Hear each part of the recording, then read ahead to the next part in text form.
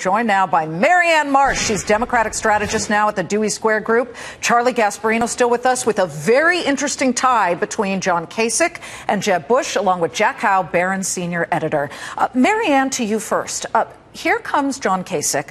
All I read is there's not a lot of oxygen left in the room. There's 16 candidates now. It's so crowded. Donald Trump, this and that. But there's something different about John Kasich, isn't there? There is, and in many ways you saw that in his announcement speech today.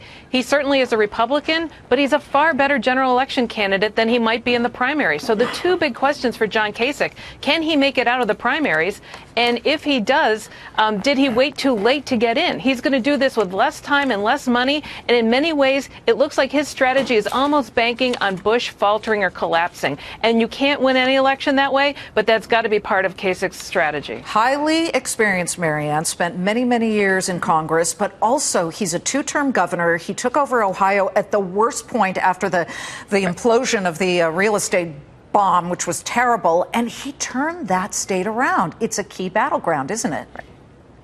It is, and it's key to winning the presidency, period, end of sentence. So John Kasich, when you look at him on paper, he has every single qualification you can imagine, and he makes a great case for himself using it. But the reality is, I don't see him winning Iowa. Like so many other people, he's got to win New Hampshire. He'll have the money to stay in there probably with his campaign in the super PAC, like so many other candidates. But where's that opportunity for him to break through? That's the real question for John Kasich Jack right Hough, now. does he grab attention with so much other activity? I mean, we get this graphic that we keep adding people to, and now the pictures are the size of teeny little postage stamps because there's so many here. The best thing you can do to improve your poll numbers, get a big jump, is announce. Everyone gets a jump after announcing. So we'll probably see that here. You know, what will tell the tale a little better is, you know, what happens a month from now, two months from now. Here are the leaders, by the way, and in just a couple of weeks, we're 2 weeks away from the Fox News GOP debate, Jack. How does he grab that? Well, he's pretty much at the bottom there because only 10 that are allowed, right? You only get 10 in, right?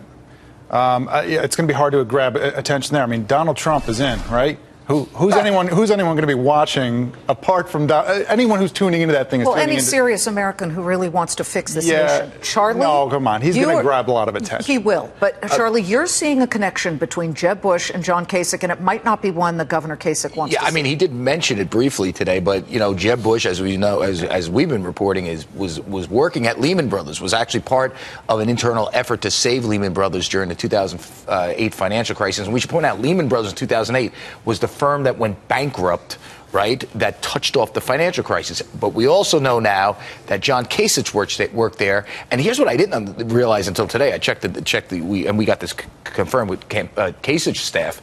He worked at Lehman Brothers from 2001 approximately through the end of like 2008. What was he doing there? He was an investment banker. So he worked at the firm even while it was in bankruptcy, and he was pretty close with Lehman Brothers' very controversial CEO, Dick Fuld. We should show a quote that John Kasich made about Kasich. I'm never going to pronounce the guy's name right. Here's an interesting quote that John Kasich had about Dick Fuld back in 2001. Fuld is an awesome guy. He is the kind of guy you want to go into battle with. He is a great leader.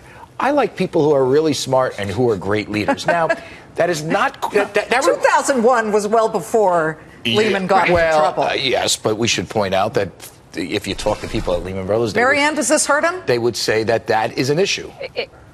Well, I will say to Charlie, I mean, this is a pretty well-known fact about John Kasich's biography. Unlike Jeb Bush, who did not mention it, has tried to hide it. Right. Kasich owned it today, briefly, but he owned it. Well, you didn't say Dick Fold's a great guy.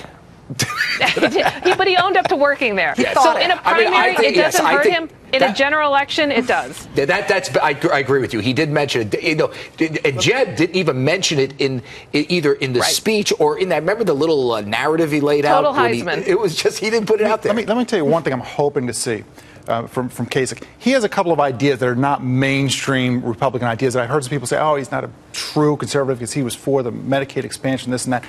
Look, I'm not a Republican. I'm not a Democrat. One thing I really want to see less of from Republicans in America is less of this purity test. It's okay to be a Republican, be a conservative in America, and not check all 10 boxes right down the column.